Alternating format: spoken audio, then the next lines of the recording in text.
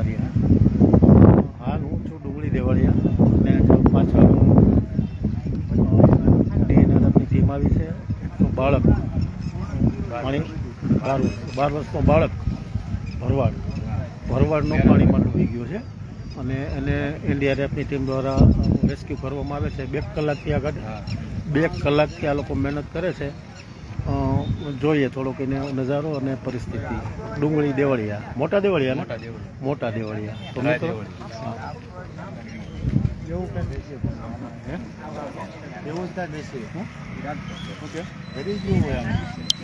આ ગારો ચીકણો છે ને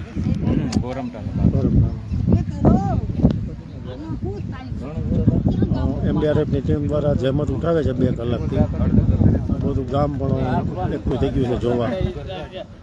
12 વર્ષનો બાળક છે. આ નદી છે ને, નદીમાં જ આવ્યો છે ચારણ માટે અને પપ્પા ભેગો કે કોઈ ભેગો અને આ બનાવ બની ગયો. પગ લપસી જતો.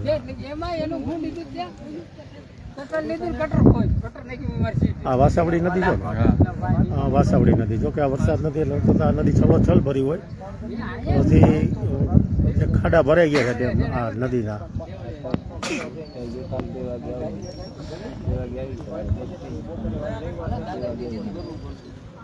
એનડીઆરએફની ટીમ દ્વારા રેસ્ક્યુ ચાલી રહ્યું છે.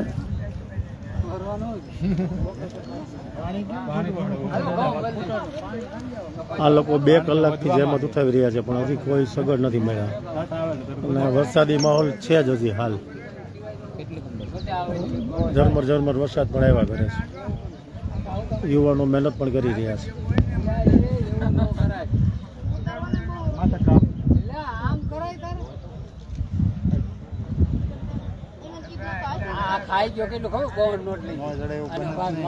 એ તો જડશે, વાર લાગશે થોડી.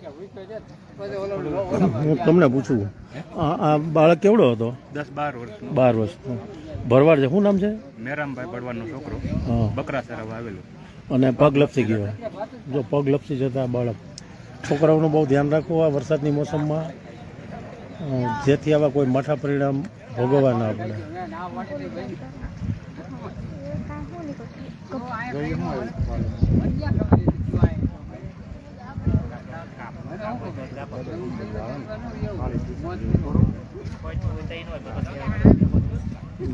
બપોરનો સમય છે પણ ગામ આખું 3 ગામ ભેગા થઈ ગયા છે. ધરાઈ, દેવળિયા, વાવડી.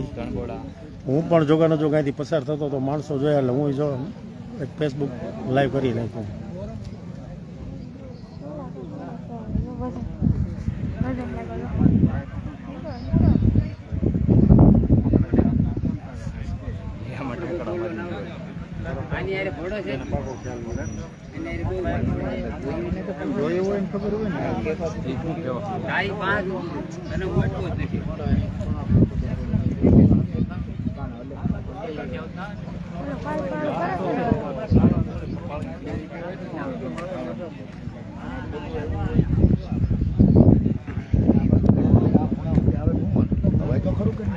એ તો ન્યા નહીં ભેગું થાય તો આવશે જ.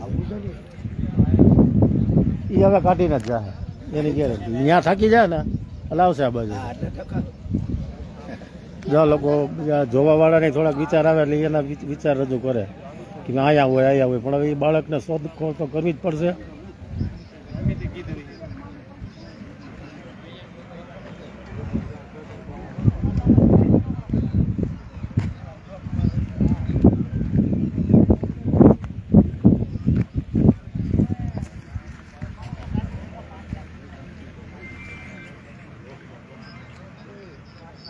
ટ્રાફિક પણ ખતરનાક થઈ ગયો છે. જ્યાં નદી પટ જ છે, વાસાવડી નદીનો પટ છે. બહુ મોટી વિશાળ નદી છે. જો એવો વરસાદ નથી એટલે પાણી નથી ભરાવું. આ લોકો બધા જોવાવાળા આવી રહ્યા છે. રોડ ઉપર ટ્રાફિક થવા માંડ્યો.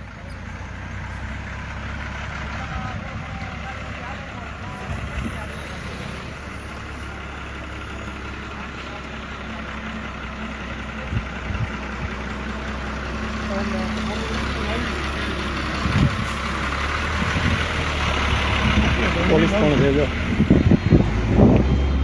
વાહનોના ઢગલા થઈ ગયા જોવાવાળાના રોડ ઉપર જ આ નદી કાંઠો છે અને આ બનાવ બન્યો છે અહીંયા.